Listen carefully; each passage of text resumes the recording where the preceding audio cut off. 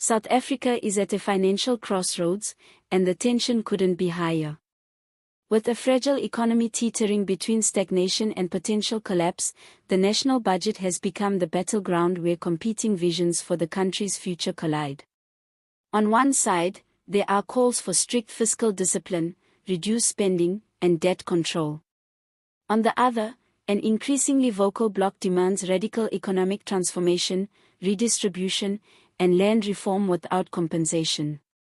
This is no longer a mere policy debate, it's a war over South Africa's soul, its economic identity, and the path forward for millions still living in poverty and exclusion.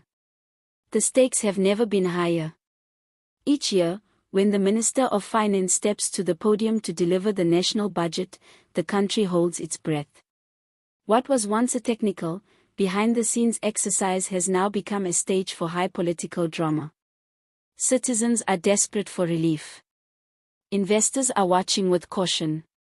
Political parties are positioning themselves for power, and the global market is constantly asking whether South Africa can truly deliver on its promises, or whether it will falter under the weight of internal division, corruption, and structural inequality. This year's budget was no exception. On paper, it was a balancing act, one that sought to rein in spiraling debt, fund basic services, boost infrastructure, and maintain social grants. But beneath the surface, the real story is one of deep ideological fractures. Some argue the government is doing too little to address inequality and landlessness. Others say it is trying to do too much with too little, overpromising in the face of declining tax revenue and rising unemployment. And at the center of it all is a looming crisis: how to grow an economy that feels like it's stuck in quicksand. The economic numbers paint a sobering picture.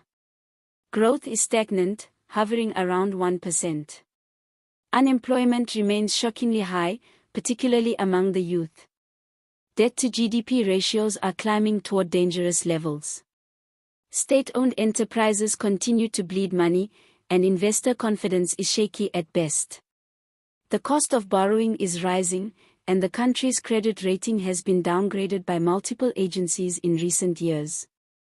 Every rand spent must be justified, yet the demands on the public purse are only growing louder. Social grants now account for one of the largest slices of government spending. While these grants are lifelines for millions of South Africans, they also represent an enormous strain on an economy that is simply not growing fast enough to sustain them. Education, health, policing, and basic service delivery all demand more funding, and rightly so.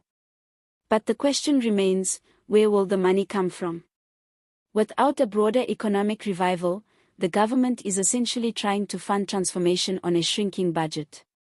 That's a recipe for frustration, instability, and eventually, backlash. And then there's the issue of land, the powder keg in the middle of the fiscal battlefield. Land reform is not just a policy issue in South Africa. It's a deeply emotional, historical, and explosive subject. For decades, promises have been made to redress the injustices of colonial dispossession and apartheid land theft. But implementation has been slow, bureaucratic, and often marred by corruption and mismanagement. Now, with calls for expropriation without compensation growing louder, the land question is once again threatening to shake the foundation of the economy. Some argue that meaningful land reform is essential to economic justice and long-term stability.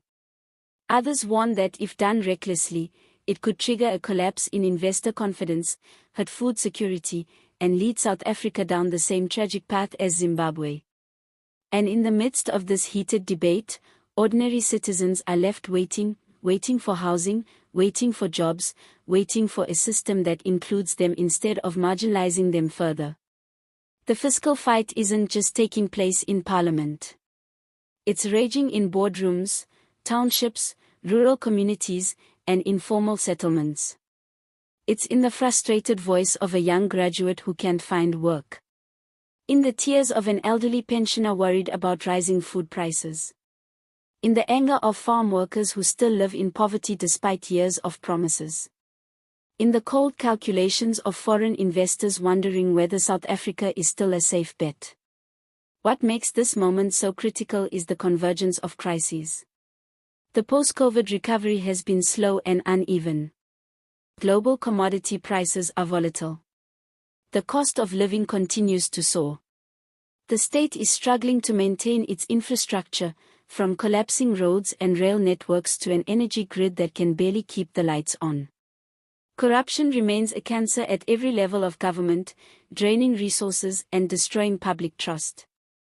And in the middle of it all, the budget is expected to fix everything.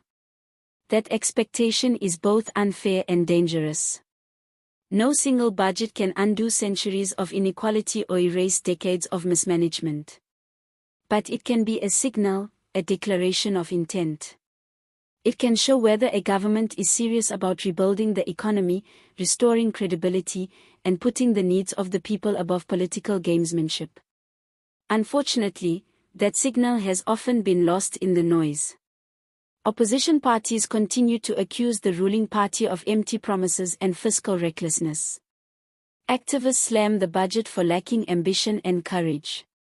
Economists warn of a ticking death bomb. And the people, the everyday South Africans who shoulder the burden of poor services and rising costs, are running out of patience.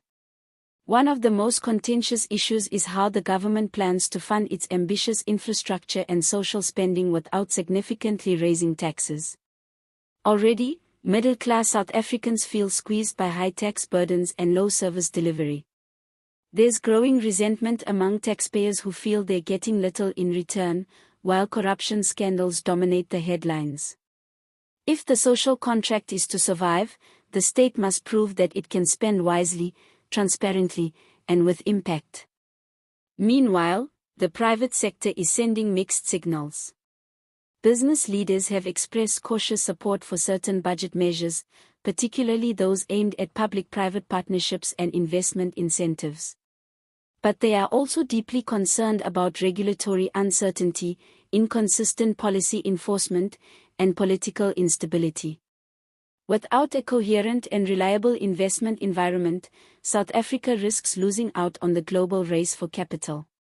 And while the nation debates high-level economic policy, the impact on the ground is visceral. Small businesses are shutting down. Grocery bills are rising. People are choosing between electricity and food. Hospitals are under-resourced. Schools are overcrowded. Roads are riddled with potholes. And for many, the promise of freedom has yet to deliver material improvement in their lives.